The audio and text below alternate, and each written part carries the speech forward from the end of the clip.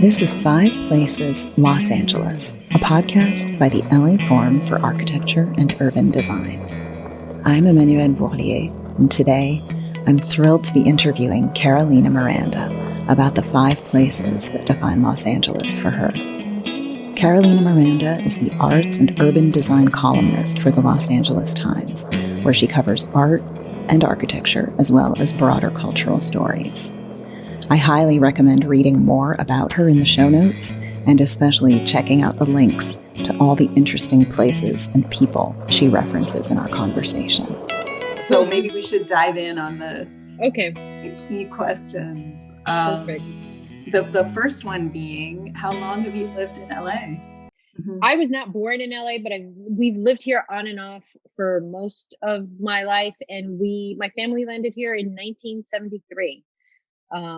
So on and off since 1973, with some longer gaps than others. Basically, my parents are South American immigrants. My dad came in the 40s, and my mom came in, I believe it was 1970. And my father worked in heavy construction, so we lived all over the place. We basically followed his work. And so I happened to be born in Wyoming, as you know, the children of South American immigrants so frequently are. and then we moved, we lived in Northern California for a while in San Mateo. And then in 1973, when I was 2 years old, they moved to Los Angeles. And so the first place we lived in was Van Nuys. So 1973 is how long, almost half a century, is how long I've been connected to this place. Wow. Do you have memories of Van Nuys? I do not, because we were not in Van Nuys very long. And then we lived abroad. I was very little. We lived abroad and then we came back. It was a lot of back and forth. LA was always the home base, and then we would leave and come back. Sometimes we would leave and spend stints with my family in South America.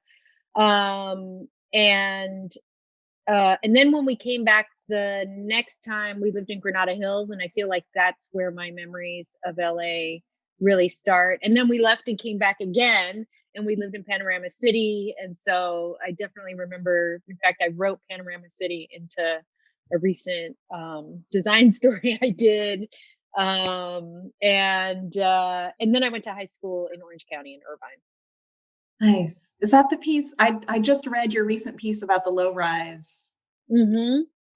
Is that where that complex was in Panorama City? It's in Panorama City, this kind of work-a-day, mundane condo complex that it's so funny that I ended up writing a story about, designing new designs for density, because I had been thinking about that complex a lot as this place that, as we think about density in LA, I was like, that place was just really well designed. It wasn't pretty. It's never going to get featured in the architectural magazines. It's just kind of this brutal stucco painted, this terrible brown, but it was like such a perfect spaces in terms of having public and private and green space designed into the complex itself. It's really well done. I was reporting a story recently in Panorama City, and I went back to check it out, and it's still an ugly brown. So, but it really worked. It really worked. It still does. Yeah. And it's where you learned to ride a bike. It's where I learned to ride a bike. This banana yellow. I don't know if it was a Quynh or not. I'm sure it wasn't. I'm sure my parents bought some off-market cheaper bicycle. But it was it was banana yellow with a banana seat. Very, very cool. Yes, every kid's dream. Yeah, not nerdy at all. Yeah. And where are your parents from in South America?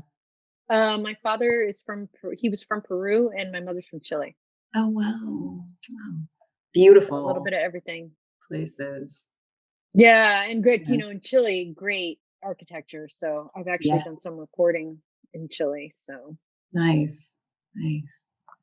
So getting back to LA, what are the 5 places that define the city for you?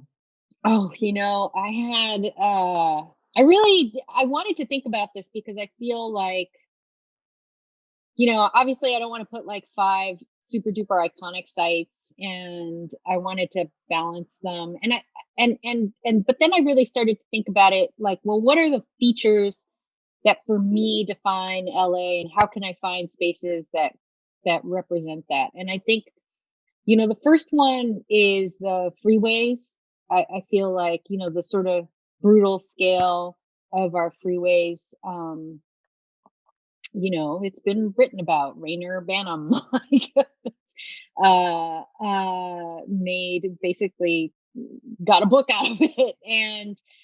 But one of the things I've really been interested in is certainly how freeways divide, the policies that led to the creation of freeways, the neighborhoods through which freeways were often built, brown, black, and working class, or, in the case of downtown LA, through historic indigenous sites, through Chinatown, really kind of used to move traffic, but used to bulldoze enclaves as well. But then I'm also really struck by how people still manage to live among freeways. The site that for me is so LA is the Psychic Center of LA, which is this little psychic stand or office. I mean, what the psychic gathering place where you go visit a psychic, that's right off an exit off the 5 freeway in East LA near Olympic. And it's I had been seeing it for years, because if you drive the 5 south out of downtown, you'll see it on the right hand side, and the freeway wall literally abuts the house. Wow. Yeah, the house and the freeway wall are literally right next to each other. There's almost no space, and you can see it from the freeway. You can see the big psychic neon sign with the phone number. And for years and years, I had driven out of downtown Los Angeles, and I had seen that sign, and I was like, one day I'm going to go to that psychic. And so a few years I went to that psychic for the first time, because it just seemed like a really good thing to do. And so for me, the Psychic Center of LA is just so iconic. It so represents Los Angeles in terms of freeways, the history of freeways, but also how we weirdly just live with them, like, Yes. and even though they're like inhumane and brutal, like we still kind of just live with them and alongside them. So Yeah. Yeah. And this place is called the Psychic Center, but yeah, it's but it's literally but a it's house. little. It's tiny. I It's a love little that. house. In fact, Lisa Ann Auerbach, who's an artist, an LA artist, she did a photography project where she photographed all of these like psychic commercial storefronts around Los Angeles, because she was really compelled by them, because they often represent very like small bits of architecture. Often, former photo processing sites in strip malls now serve as psychic offices. It's very it's very small scale commercial real estate. And so she did this whole project where she photographed them around Los Angeles. She was also very compelled that often these are women-owned businesses. And one of the ones she photographed, she got this absolutely beautiful photograph, is Psychic Center, because it's got this massive freeway wall and then this cute little house that probably dates to the 30s or whatever, some nice bungalow that the freeway is just running ramshod alongside. And for the, and I met the psychic there. She's a woman named Doreen. It's like her family has had that space for like something like close to 3 decades. And for me, it was just like this iconic staple of the LA landscape, this massive brutal freeway wall with this cute little bungalow with a psychic sign that you could see from the freeway. And it just felt like I was like, where else can you see this? That is very LA. It's very LA. And in fact, doing research for this inspired me to call Doreen up, because I was like, how is the psychic doing? And she's still doing appointments. So I have an appointment this evening at 5:30. Oh, wow. Yeah. So she's only doing phone right now because of COVID, but That's I'm gonna have a amazing. psychic. I'm gonna do a psychic appointment this evening because you got to support local women-owned businesses. Oh, that's wonderful. I've never done that. I've never been to one of those psychics. Oh, really? I've been to here in LA. I've been to Psychic Center of LA, and then there's a town of psychics in Florida that I went to once. And then last night I was in the Valley, and there's this place called the Psychic Annex that looks amazing. It's on Ventura Boulevard, Mhm. and I have jotted that down as a future psychic place I would like to go to because Yeah. it's got like this shop and it's got all kinds of stuff in it. It was closed when we were walking by, but I'm like, I need to come back to this because this looks very interesting. Mhm. It sounds fascinating. Yeah, yeah. Yeah. So, but yeah, Lisa Ann Auerbach took a beautiful photo of the Psychic Center of LA that just captures it perfectly. The giant freeway wall, and then the cute little bungalow like attached to it with the psychic sign. The second one, my second favorite site, I decided to go more touristy with this one, is the tar pits, Mm. specifically the site of the mammoth sinking into the tar pit, because as far as I'm concerned, that is LA's best work of public art. I remember seeing it as a kid because as a kid, you'd go on the field trip to LACMA and then you'd go to the tar pits or vice versa. And I remember seeing that mammoth and just being like incredibly moved by it and kind of devastated, like, oh my God, the Yeah. mammoth is thinking, like, is the mammoth okay? Obviously, it's a fiberglass mammoth, but just being like really concerned by this idea of these Mhm. animals getting stuck there. And like, Yeah. the same thing kind of happened to my little sister when she went. Like, she was worried about the mammoth stuck. And it's this whole scene because it's the mammoth stuck, and then the baby mammoth is kind of shouting for it. And it's this whole like intense scene of drama. And you not only see it when you go to the tar pits, but you see it every time you drive west on Wilshire from your car. And there is this, it's kind of like this like LA's geologic history poking through, but in an LA way, it's completely ersatz because it's like that tar lake is not really a tar lake. It was dug out to make a lake, and the mammoth is fake. So, so it's like So this it's real history represented by the fake. and incredibly moving somehow. And incredibly moving. I mean, I remember the kid being kind of devastated by Yeah. that piece, like really Yeah. touched by it. And so I think I'm sorry, highfalutin artists with Guggenheims and NEA grants, but the mammoth wins. That's beautiful. There's something too, I mean, you just reminded me when I was a kid, there's something about seeing a large animal in distress. Like, this is very random, but the Beatles song, Carry That, where they say, "You've got to carry that weight. Boy, you've got to carry that weight." Yeah. I thought they were saying, "You've got to carry that whale." And in my head, I always pictured a whale that couldn't find its way home. And I would cry every time that song came on. Oh my Something God. about That's, a yeah, large that's animal in distress, you know?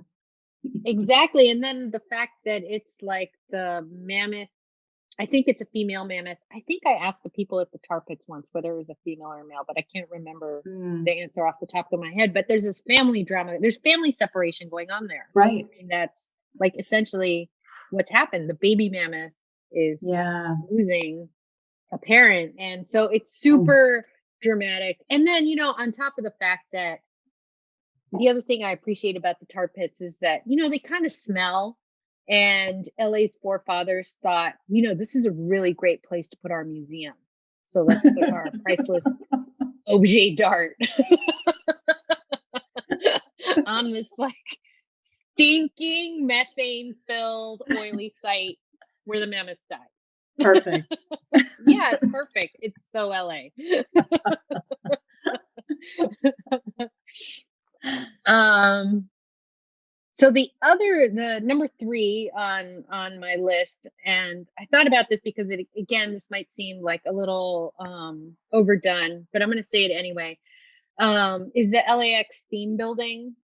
I feel like, having been someone who grew up mostly in LA, but then we would leave and come back and leave and come back. Landing back at LAX was always this like it was always this feeling of being home. And for me, and seeing the theme building was, it's such a bizarre building. There's not an airport out there that has a building like that. And then especially, in the 70s, it seemed especially wild. Like now airport design has gotten pretty bananas, but like, that theme building, it was so googie, so flamboyant, so kind of out there. And I see it as, and I remember, and to some degree, it reminds me of this whole procession you used to take to get out of the airport, because now this is before the 105 existed. And now you catch the 105 off Sepulveda, and you go right to the freeway. But back when I was a kid, you would fly into LAX, then you'd have to drive out of LAX, you'd go past the theme building. So here's the sign, and then you've landed on the plane, you've seen the theme building, you are in Los Angeles, you can be in no other place. And then you would drive along Century Boulevard past these shitty motels and a nude bar that I don't know what the name of the actual bar was. It was a strip club, but they had this giant sign in this 1960s script that said nude nudes. It was there until, I don't know, like 8 years ago or something like that. It was only recently torn down. And the combination of the theme building and the sign that said nude nudes, because nude nudes are neuter than regular nudes, I guess, I don't know. To me was like, you're home. You are now home. And that whole procession on Century Boulevard, which was so anticlimactic in a way, like you've arrived in the city of the future and then you drive along Century Boulevard, which is still not great. It's not a great piece of urban infrastructure. It's got some good stuff on it now. Like I think of like the Sam First Club and some of the other places that have popped up around there. But in the 70s, it was not good. And this was your welcome to Los Angeles. And yet I was like, yay, home. Theme building nude nudes. I mourn the loss of the nude nudes. I would have included nude nudes on my list of top 5 if it still existed. So, well, I think we should include and kind of footnote nude nudes, because I mean, this is about the places that define LA for you, whether they still exist or not. Exactly. And so I think the theme building is like the close second to that. Yes. It's like this 1-2. So I see them as a pairing, the theme building and nude nudes. I have a photo of the nude nudes somewhere. I would love to see that. Send it to you. And it was done in this kind of like swirly 60s bubble script. There was something just very joyous about these nudes and very ebullient, even though the architecture of the place was not. And your description of Century Boulevard just makes me think that LA is like there's so much ugliness in LA. And then there are these kind of incredible nuggets of beauty. And sometimes the ugliness turns into beauty. I could not agree more. I feel like part of what makes LA beautiful is that kind of ugly beauty. Number 4 is more a category of site than an actual, although I have one that I can illustrate it with, is, LA has all these like old snack shacks and donut stands that were kind of meant to be drive up and then but now they have these kind of like improvised drive-throughs attached to them. So it's kind of like a homemade drive-through. And so I think the one that I always go to over here in Lincoln Heights is the one for Chano's Mexican food. And it's like it's the snack shack that looks like it probably dates to the 40s. Like, it's really small. It has a few parking spots. It faces Lincoln Park. They have a great machaca con huevo burrito that is my favorite in Los Angeles. And they have this drive-through that is just completely like obviously invented on the sly. And so you go in one end of the parking lot and they've pinned up, there's like a menu. It's now new, but there was this like improvised menu in front of the wall, and then this speaker attached to it, and then a mic there, and they would take your order, and then you drive through the parking lot. It's not a drive-through, you just drive through the parking lot, and there's been a window cut out of what essentially is the back of the building, and then somebody hands you your burrito out this window. And then if you don't kind of like line your car up perfectly, it can be hard to hand you your burrito. So then the staffer has to come out and the burritos to you directly. Like, it's just completely homemade. And I remember talking to I was interviewing these artists who used to do the zine called Pocho Magazine, Esteban Sul and Lalo Alcaraz, who's now a pretty prominent cartoonist. And they talked about this taco stand somewhere, I don't know where, it may have been South LA, that they used to go to that had like a similar thing, like it was an old snack shack. Somebody had improvised this drive-through setup with like a speaker, and then you shouted your order into something, and then a guy would come out a back door like your order. And I always remember one of them saying, yeah, and it was like he came out this back door that was behind the dumpster, and so it looked like this guy was like climbing out of a dumpster to bring you your food. And it was like, but it's like that to me is LA, these kind of weird hacks to make the car fit into places that maybe the car shouldn't fit. Right. And so those improvised drive-throughs were even before COVID. They were just... Oh yeah. No, COVID, everybody all of a sudden was improvising a drive-through. I actually wrote a story about that. How like drive-throughs became like a whole thing. No, this has been going on for decades. Like as long as, Angelenos have been in their cars, people have been finding ways to improvise them. And these snack shacks to some degree represent an ideal architecture in which to do that, because it's often a standalone building with a bit of parking attached. And so there's room in which to do that. Some of the old donut stands do that too. If you think like a Dale's Donut, Randy's, were those places designed with drive-through in mind? I don't know, maybe. But some of them seem pretty improvised. That's so interesting. Yes, the improvised drive-through, I think, is very Los Angeles. COVID has also made it. And then, I think the LA's most impressive, and this is in Orange County, its most impressive drive-in is the old Crystal Cathedral, the building designed by Richard Neutra that like opens on the side, and then mass could be broadcast to people in their cars. That is just like the ultimate. It was not improvised because the building was literally designed to be able to accommodate that, and the parking lot was designed to be able to accommodate that. But it strikes me as a type of improvisation in the sense that, this was not how formal religious services were typically done. And somebody in Southern California was like, I've been preaching at drive-ins. Why not design a church that's kind of like a drive-in? And there you have it. And now COVID has turned all of this stuff into like, drive-through church, of course. Of course.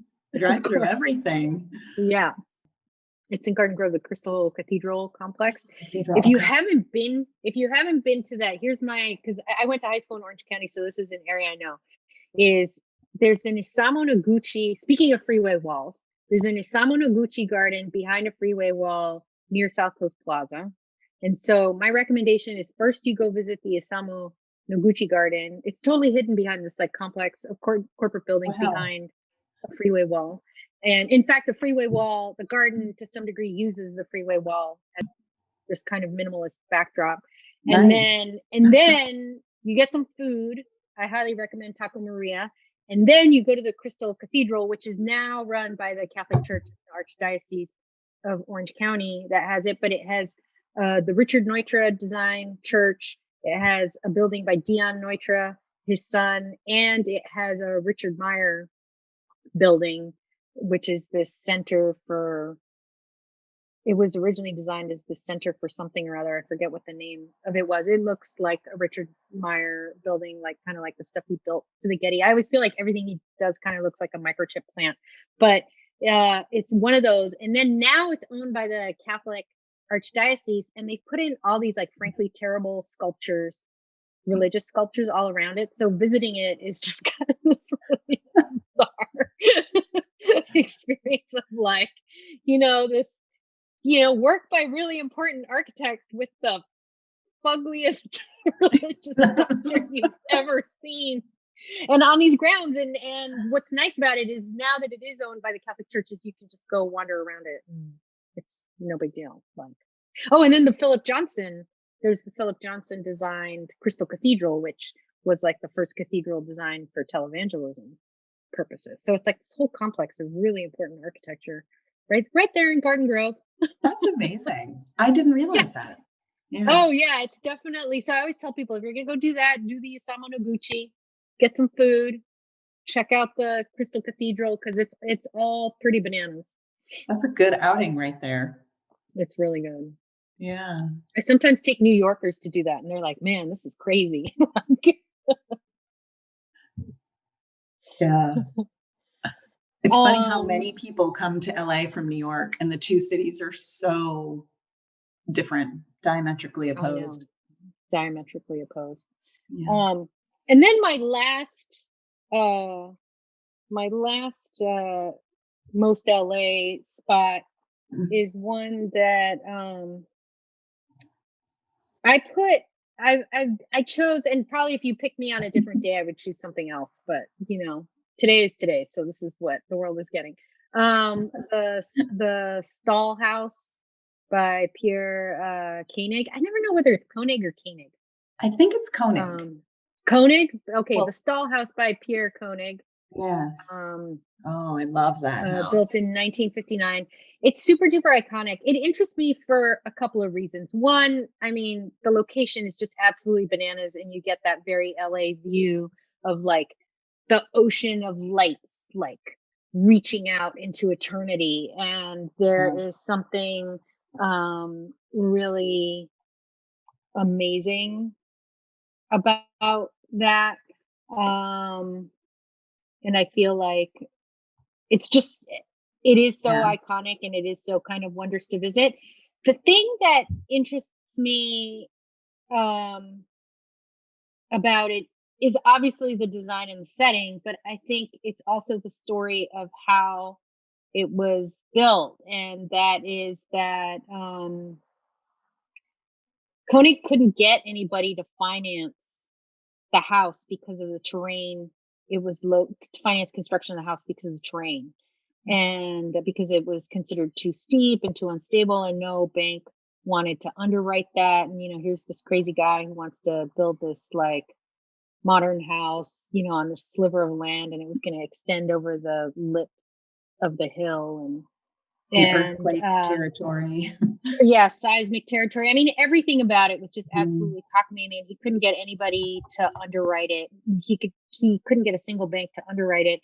And so the bank that ended up underwriting it was the Broadway Federal Savings and Loan, or Federal Savings and Loan. I forget what the exact name of it was, but it was a bank that was started in part by architect Paul Williams, who famously LA's the African American architect who has famously designed like so many pieces of LA, including the extension of Beverly Hills Hotel and tons of housing. The Mutual Life Insurance Company building, Golden State Mutual Life Insurance Company over there on Western, and it was like that was the only bank that would give him financing for that house. And it is just a really interesting to me, story about an incredible house, but also how Paul Williams, who I think for a lot of his career, I think went the extent of his influence and his designs weren't as recognized as they should have been, was instrumental to getting avant-garde architecture built in Los Angeles, and how, basically the work, the social network that an African American architect had helped build to help Black people be able to get loans to buy houses and build houses was also put in service of avant-garde architecture. And it's this role, really, it kind of tells this incredible story about the role that African Americans have had in shaping LA, but in ways that doesn't always get recognized. And so I think that house, it's beautiful, it's incredible, the views are staggering, but the story of how it was built, I think, is also just really, really interesting. That's extraordinary. And so on any day, if it had been another day, I probably would have listed one of the adobe houses, like the Avila Adobe on Olvera Street. But today I was like, let's go modernism. I'm so glad you did, because I've always loved that house. I got to see it once. I had a friend who was teaching architecture and, got a student group in, and I tagged along, and I absolutely love that house. Yeah, but they I do didn't tours know now. that. Yeah. Because I did a big piece on Paul Williams late last year, Mhm. because the Getty recently acquired his archive in collaboration with USC, and I was doing research and that came up. And to me, it's just such a great story. When you think about all of these different parts of LA that are meeting to make the construction of this house happen, Yeah. Yeah. you know? It's an interesting tie-in too, because a previous podcast guest was Lisa Teasley, the Mm-hmm. author.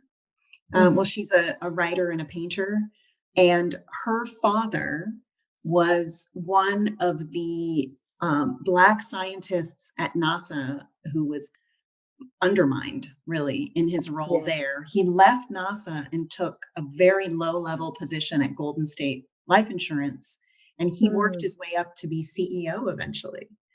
Wow. So that Golden State Life Insurance has already been uh, mentioned. And And that building is, that building has those incredible murals on its lobby. And I just think there's something, maybe I'll do it at some point. I think there's something,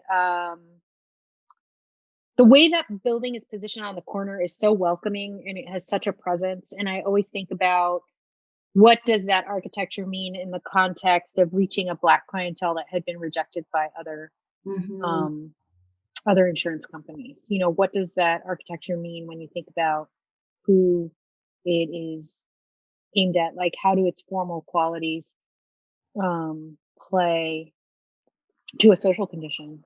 yeah, Anyway, a subject for exploration. I think that's going to be one of the interesting things about Williams' archive being at the Getty, is that we'll be able to think about his buildings more critically on a formal level. Because I feel like what's happened until now is that, he's like, oh, the architect to the stars, or important Black architect, and then his biography has kind of overwhelmed the story of right. his design. That's true. So anyway, yeah, I look forward to that. those are my 5. Wonderful. Thank you. I learned a lot from you. I've got some outings in mind now. Oh my God, Crystal Cathedral. I always tell people, I'm like, if you are into architecture, go see it. It's first of all a drive-in church designed by Richard Neutra. Is like, yeah. I mean, that almost sounds surreal when you say it out loud. yeah. Well, it's the church itself. Yeah. And then it has these giant windows that can open. They don't do the drive-in services anymore. This was when Richard Schuler and used to do the Crystal Cathedral, and it's no longer called the Crystal Cathedral. I just call it the Crystal Cathedral because that's what it was called when I was growing up. But it has the Neutra has these giant windows that open, and then there's a parking lot outside, and you can, if you're in a car, you can get the broadcast of the service. That's how it was designed. It started with it's the Reverend Schuler. He used to do the Hour of Power. Yeah, and I always remember it would come on TV and you'd see like the exterior shot and it would be like blah blah blah, the Hour of Power. You can find the opening sequence on YouTube. The whole complex just has historically been referred to as the Crystal Cathedral. There's the Neutra. There's a tower by Dion Neutra. Then there's the Crystal Cathedral, which is this massive glass structure, designed by Philip Johnson, that was essentially intended to be a church designed for the purpose of televangelism. And then there was this Richard Meyer Center that was added later. It was like a welcome center. It was originally the Garden Grove Community Church. Okay. But if you say Crystal Cathedral, it's the complex. Yeah. Yeah. So we were talking about the drive-throughs and how those have multiplied because of COVID. Mm-hmm. Are there any adaptations in LA, any pandemic adaptations that you think are a positive thing and should ideally stay? I mean, I do think this attention to creating more recreational space has been really key. I mean, LA, people always think of LA as super outdoorsy. There are huge swaths of the city that are very park poor. The Slow Streets program was not perfect in many ways. You know, the idea that you're going to stop a car with like a little pylon with a sign on it is kind of absurd. But I do think that sets a template for maybe how we should be thinking about some of our streets part of the time, that they don't need to all be raceways, and that maybe some of them can be devoted to recreation and play.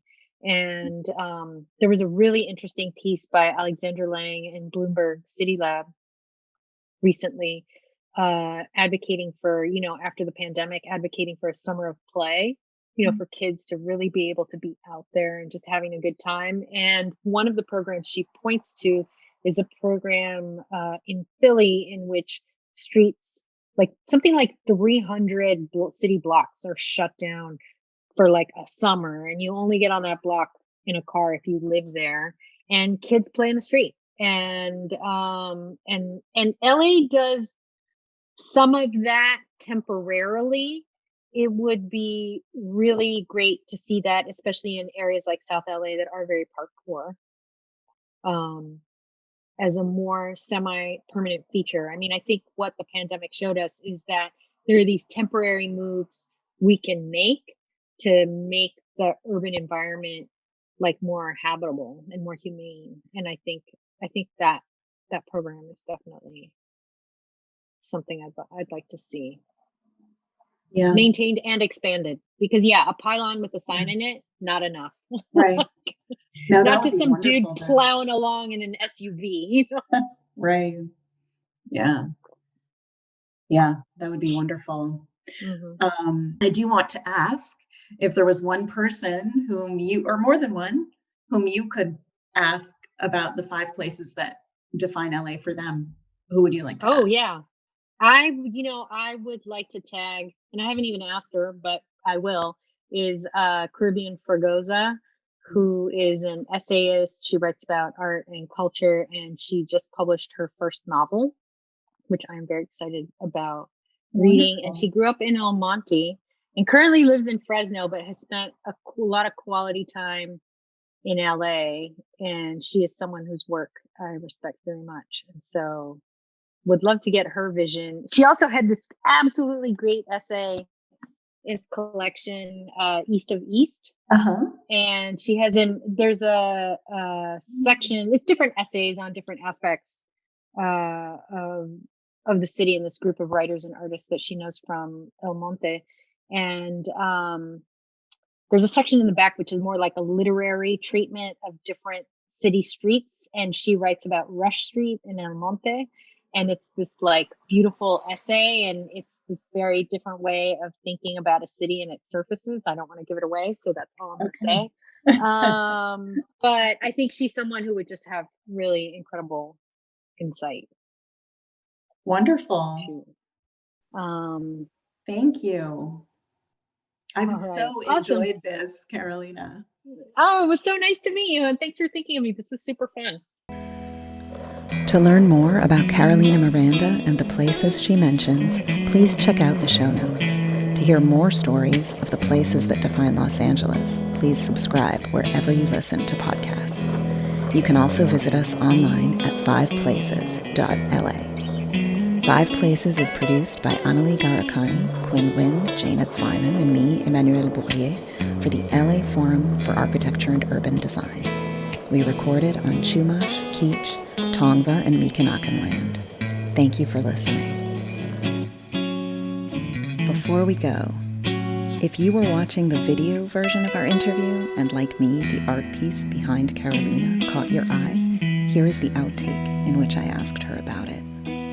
I'm very interested in this piece that's behind you. Can you tell me a little bit about that? Oh my God, yeah. I call this my analog Zoom backdrop. My husband is a painter, and way back when in the early 2000s, or early in the aughts, mid aughts, he and a bunch of friends used to get together and paint. They had like a little crew, and they would get together and just do these kind of improvised painting jams. And this was done during a residency that he had at a place in upstate New York, and he invited some of the artists that he regularly painted with to come create a bunch of canvases. They used to often do like murals and things like that. And so this was from that weekend, and it had been from that residency, and it had been sitting in our garage because it's really big, and we live in a tiny bungalow, and actually it's a little too big for the space. But then when the whole Zoom thing started, I had, all this like different crap behind me, like a bulletin board and this and that. And one day I was in the garage and he was reorganizing stuff, and I was like, I think that would fit like perfectly behind my desk as like an analog Zoom backdrop, and people like are totally into it. And I love looking at it. Like I love coming in and just seeing it every time I sit by my desk, and I feel like it just could not be better designed. It's perfect. I really like it. It just kind of gives me joy every time I see it and go. And it's like, okay, let's just violate all those rules about how you're supposed to hang a painting. Oh, why not? In the space, like fuck that,